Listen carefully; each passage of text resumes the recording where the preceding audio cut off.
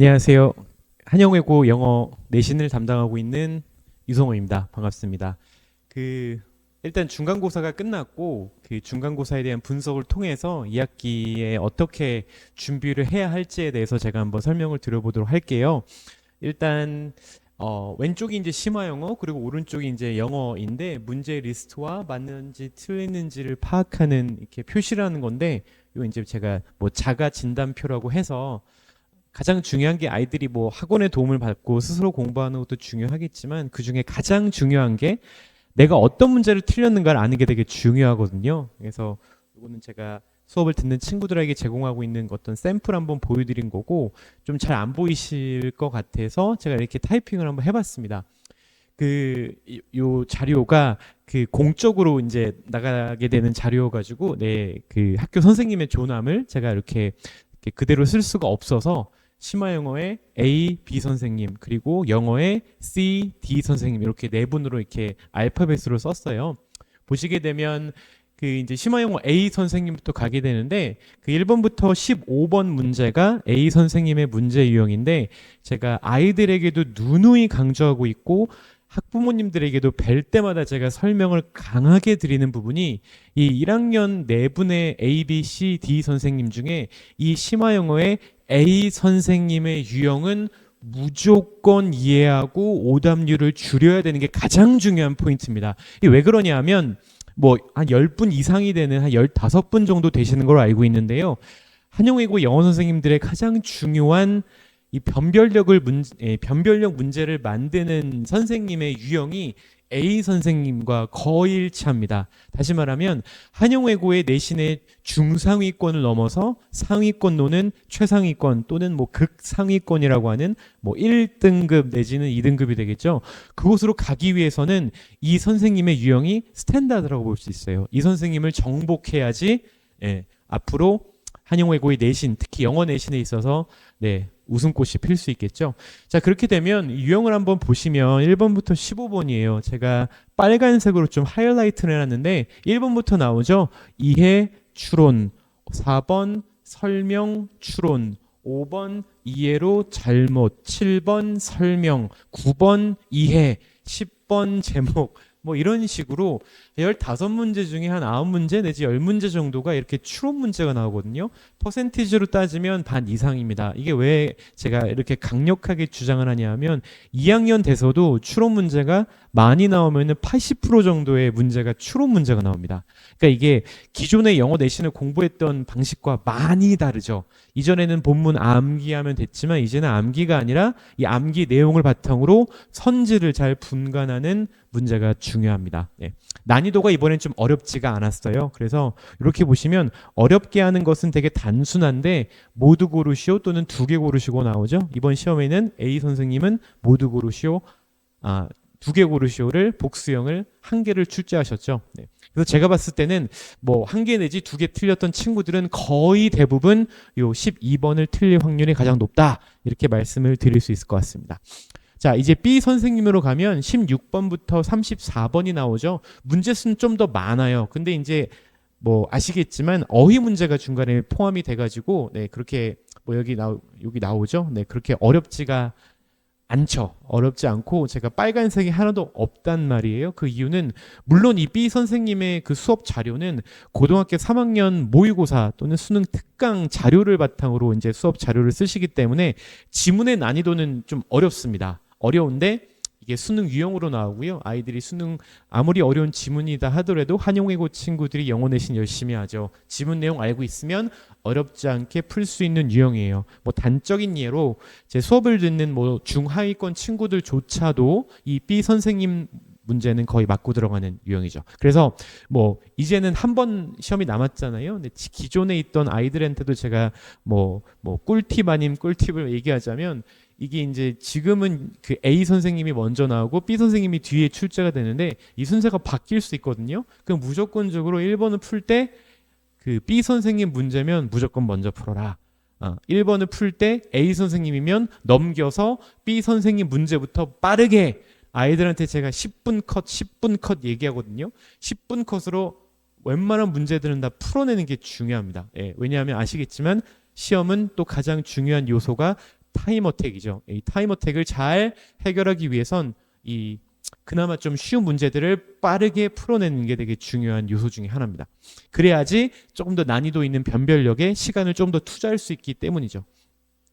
자, 이제 영어로 갑니다. 이 C 선생님인데 이번에 영어의 C 선생님도 그렇고 D 선생님 이 두 분 모두 좀 외부 지문의 비율을 상당히 많이 높이셨어요. 제가 좀 폰트를 크게 하긴 했는데 이제 5번 유형도 마찬가지겠고요. 이 외부 지문이 나옵니다. 이 외부 지문은 보통 우리가 알고 있는 개념의 외부 지문이면 연기 지문이라고 그러죠. 본문의 내용을 바탕으로 추가적인 설명이 나오는 외부 지문인데 이 5번 같은 경우에는 조금 아이들의 표현을 빌려서 얘기하자면 좀 약간 억가스러운 부분이에요. 뭐 교과서에 있는 뭐 조그맣게 나와 있는 그 음식과 관련된 외부 지문을 이렇게 길게 뽑아가지고 문제를 내는데 이런 부분은 한 중위권 미만의 친구들은 중위권 이하의 친구들은 이런 문제가 많이 출제될수록 벽을 심하게 느끼게 됩니다. 왜냐하면 이 부분은 학교 내신 범위를 아무리 연습을 하고 외우고 공부를 한다 하더라도 이 지문을 읽어내는 그리고 선지를 읽어내는 능력이 조금 떨어질 수밖에 없기 때문에 글쎄요, 뭐 능력이 떨어진다기보다 속도가 조금 느려질 수밖에 없겠죠. 네, 그래서 큰 부담으로 돼서 저는 외부 지문의 좀 비율을 좀 줄였으면 하는 바람이지만 이 선생님은 이번에 외부 지문의 부분을 좀 많이 늘리셨어요. 거기다가 본문 관련된 것들도 요약 또는 내용일치, 추론 이런 식으로 독해를 많이 요구하는 그런 문제를 출제하셨습니다. 자, D 선생님을 보시면 D 선생님도 마찬가지로 학교에서 배웠던 내용과 별개의 건 아니지만 약간의 외부 지문 관련된 것을 연계 지문이라고 하죠. 뭐 테니스와 관련된 이런 새로운 지문을 끌고 와서 추론 문제도 내시는 이런 유형들이었습니다. 그래서 약간 랩법을 요약을 좀 해보자면 이 심화영어의 AB 선생님의 A 선생님의 가장 중요한 특징은 선지독해 이 두 개 고르시오를 파악하는 게 핵심 중에 핵심이 될 것이고요. 아마 이번에 1등급이 10명이 좀 넘었다고 들었어요. 그 심화영어도 그렇고 영어도 그렇고 다시 말하면 1등급 그 비율을 초과한 것이겠죠. 네, 그렇기 때문에 상위권의 변별력이 없는 시험이어서 제 수업에도 다수의 학생이 네, 그 뭐 2개, 3개 틀린 아이들도 상당히 많고요. 다 맞은 아이도 한 3, 4명 정도 되기 때문에 그 최상위권 변별력을 위해서라도 이 A, B 선생님의 문제는 조금 더 어려워질 수밖에 없습니다. 그 중에서도 이때까지 계속 변별력을 만들어낸 이 A 선생님의 선지독해 정말 더 중요한 관건이 될 것이에요. 네, B 선생님은 뭐 기존 방법대로 하면 큰 어려움은 없을 것인데 이제 변별력을 위해서 이 선생님이 조금 더 문제를 까다롭게 낼 수 있느냐 또 염두에 두어야 할 부분이겠죠. 영어 같은 경우에는 그 외부 지문도에서 지문 독해 C 선생님의 그리고 그 내용 추론의 선지 독해도 중요한 부분이었는데 이 영어에서도 만점이 10명 이상 나왔잖아요. 이거보다 더 어려운 문제가 출제가 될 수 있는 확률이 높겠죠. 그죠?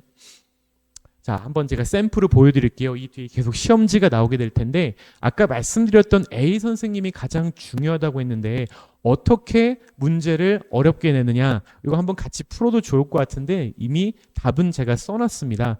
여기 이제 앞에 있었던 A 선생님의 2개 고르시오의 유형인데 제가 수업을 하는 아이들 중에서 뭐 1개 틀렸다, 2개 틀렸다 하는 친구들은 대부분 이 문제를 다 틀렸어요. 답은 2개, 2번과 4번이거든요. 한번 학부모님들도 잘 보세요. 아, 한용외국어 영어를 이렇게 어렵게 내는구나.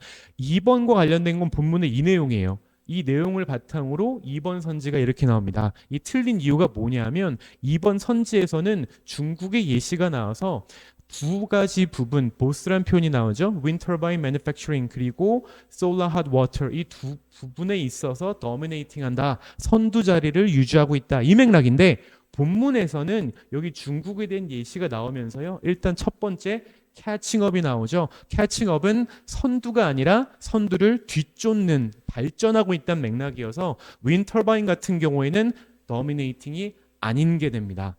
단 뒤에 나오는 그 solar hot water인 경우에는 dominant가 나와서 아, 이 2번 선지가 틀린 것은 보스가 아니구나. 여기까지는 아이들이 알 수 있어요. 네, 좀 틀린 친구도 있겠지만 2번은 선택을 했는데 답이 2개이기 때문에 나머지가 무엇인 것인가.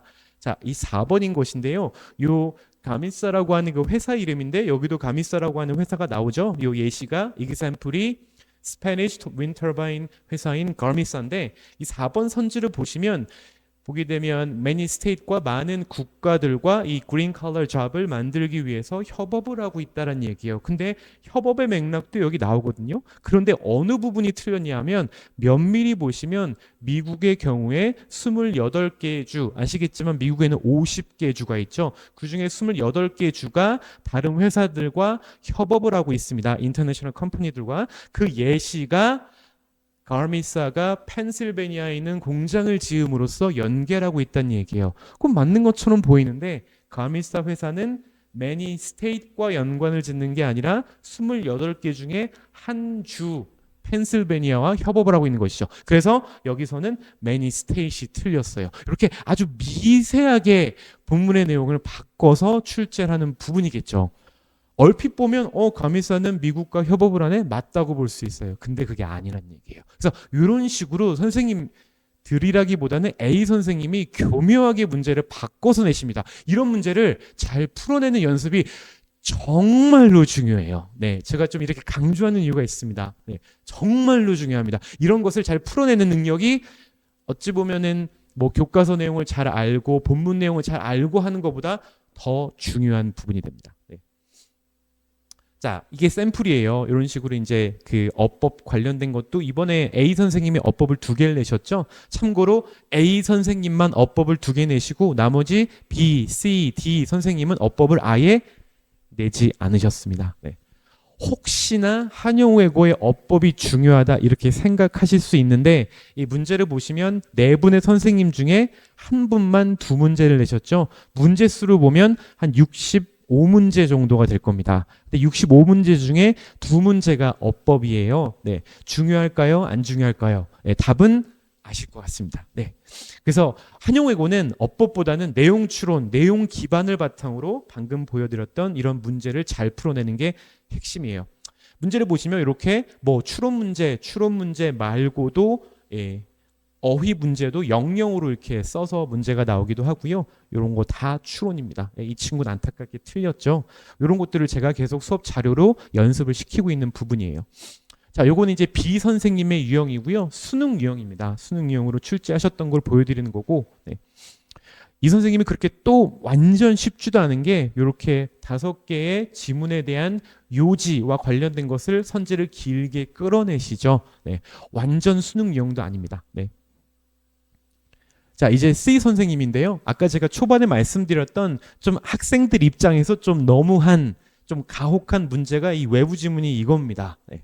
보시게 되면 좀 흐릿할 수 있겠지만 딱 위에 한 줄이 문제고요. 외부 지문 아까 얘기했던 교과서에 뭐 음식 관련된 거 하나 설명돼 있는 거를 이렇게 외부 지문을 끌고 왔어요. 네. 근데 그 음식은 중요한 내용이 하나도 아니거든요. 그 본문에서 얘기했던 월터 미티와 관련된 그런 설명이었는데 전혀 연관성이 없어 보이지만 문제가 나왔습니다. 지문의 길이 보세요. 이 2번째 줄부터 여기까지가 다 외부 지문이에요. 이걸 읽어내고 선지가 나오게 되는 것이죠. 여기 밑에 한 4줄부터가 여기서부터 1번입니다. 이 문제고요.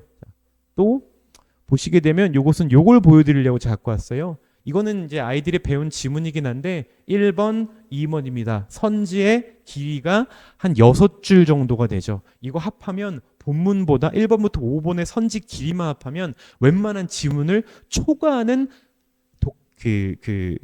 영어의 양이기 때문에 독해력이 정말 중요한 부분이 되겠습니다. 네. 그리고 이제 D 선생님의 유형인데요. 이분은 좀 재밌는 게 나머지 선생님들은 다 영어로 이 선지가 나오게 되는데 이분은 선지를 좀 이렇게 한글로 이렇게 쓰십니다. 네. 이런 내용들이고요. 그리고 요것은 이제 이 D 선생님이 아이들에게 공부하면서 아이들이 좀 어려워했던 이번에 중간고사에서 그 심리학의 9가지 분류에 대한 설명이 나오는데 요 9가지 분류 중에서 문제가 나오게 되는데 본문에 대한 지문이 없이 출제한다고 하셨거든요. 약간 암기의 포인트도 중요하긴 하겠지만 키워드만 기억하고 있으면 다 맞힐 수 있는 문제 유형입니다. 자, 그리고 얘도 마찬가지로 그 D 선생님의 유형이고요. 네. 마찬가지로 여기 보시면 이것도 지문에서 배우지가 않은 내용이에요. 물론 연계에 된 그분이 테니스를 좋아하신다고 알고 있는데 테니스 관련된 외부 지문을 끌고 와서 이제 이런 식으로 추론 문제도 나오게 됩니다. 자, 그러면 어떻게 문제를 연습을 해야 될까? 제 수업에 대한 그 가장 중요한 그 선생님들의 특징을 바탕으로 제가 아이들에게 어떤 연습을 시키는지 한번 보여드리게 되면 아까 초반부터 계속 강조했던 선지독해 A 선생님이고요. B 선생님은 기존처럼 하되 약간만 페이스를 좀 더 빠르게 정확하게 맞추면 더 좋을 것 같습니다. 뭐 C 선생님, D 선생님 거의 비슷한. 근데 특히 C 선생님은 이 장문 중에서도 완전 6줄, 7줄이 되는 초장문의 선지를 제대로 파악하는 게 중요한 부분이 되겠죠. 그리고 요 수업에 대한 내용들이고요. 자, 아까 말씀드렸던 지문 독해, 선지 독해의 속도와 정확도를 업시키는 빠르게 정확하게 푸는 그 연습을 계속 하게 될 거고요. 요걸 하기 위해선 이런 식의 기출 유형의 문제, 제가 만드는 문제가 되게 중요한 부분이 될 겁니다. 그래서 요것과 추론 문제와 내용을 이해하기 위한, 암기하기 위한 부분도 간과하면 안 되기 때문에 콤보로 해서 연습을 시킨다.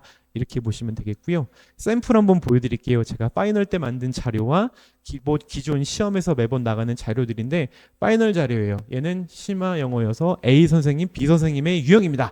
여기서는 A 선생님과 관련된 것이겠죠. 거의 보면 실제 풀어본 아이들은 이거 학교 시험과 거의 똑같다. 이런 얘기를 거의 대부분 했어요.